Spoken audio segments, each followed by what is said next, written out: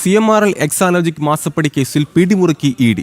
Kozhikode 8ഇടങ്ങളിൽ raid പുരോഗമിക്കുകയാണ്. മുഹമ്മദ് റിയാസിന്റെ സുഹൃത്തുക്കളുടെയും CPM നേതാക്കളുടെയും വീടുകളിലും സ്ഥാപനങ്ങളിലുമാണ് പരിശോധന നടക്കുന്നത്. വീണ വിജയന്റെ ഡയറിയിൽ നിന്നുള്ള വിവരങ്ങൾ അടിസ്ഥാനമാക്കിയാണ് ED വിവരങ്ങൾ തേടുന്നത്. മാസപ്പടി കേസിലെ അന്വേഷണം മുഹമ്മദ് റിയാസിന്റെ സുഹൃത്തുക്കളിലേക്കും നീങ്ങുന്നതിന്റെ ഭാഗമായാണ് ED പരിശോധന.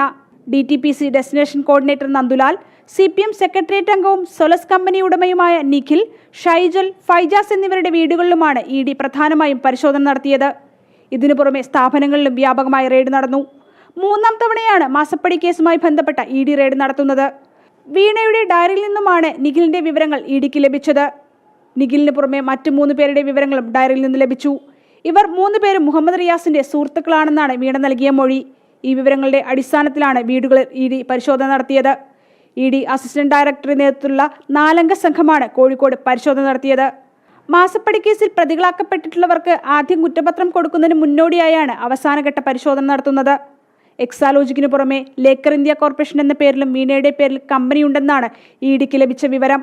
വീണയുടെ വീട്ടിൽ നിന്നും മെയ് 27 നടത്തിയ റെയ്ഡിൽ കമ്പനിയുമായി ബന്ധപ്പെട്ട രേഖകൾ ലഭിച്ചിരുന്നു. ഇതുമായി ബന്ധപ്പെട്ട് കൂടിയാണ് അന്വേഷണം പുരോഗമിക്കുന്നത്. മെഡിക്കൽ ഉപകരണങ്ങൾ ഉൾപ്പെടെയുള്ളവ വിതരണം ചെയ്യുന്ന കമ്പനിയാണ് ലേക്കർ ഇന്ത്യ കോർപ്പറേഷൻ.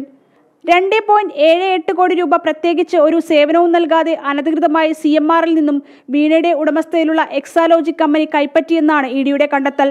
കള്ളപ്പണം വെളുപ്പിക്കൽ പരിധിയിൽപ്പെടുന്ന ഇടപാടാണ് നടന്നതെന്നാണ് സൂചന. ജനം, കോഴിക്കോട്.